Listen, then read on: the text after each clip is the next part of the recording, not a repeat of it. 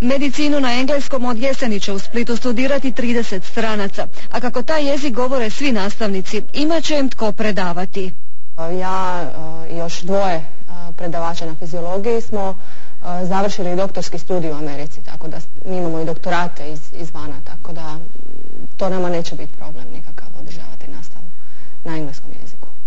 Nije problem, a i poticajno je, jer profesori koji budu sudjelovali dobit će veću plaću, no najviše koristi imat će sam fakultet, 7 po 7.000 eura, kad se zbroje za naše prilike nemale školarine, osigurat će nove projekte i pomoći u nimalo jeftinom održavanju zgrade.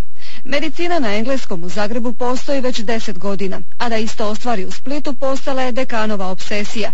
Istina, upisivat će strance, no srce mu navija za naše iseljenike.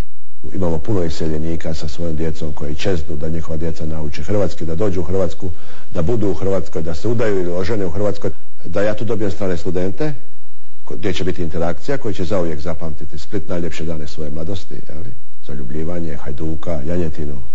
Meni je to super, neka dođu. Nek nas ima što više doktora, iseljenika, dice iseljenika. Meni je to dobro. Kad studenti budu upisani na svih 6 godina, pa ih posjeti rodbina, cilj će biti ispunjen. Split će napokon postati što i zaslužuje, međunarodno sveučilišno središte.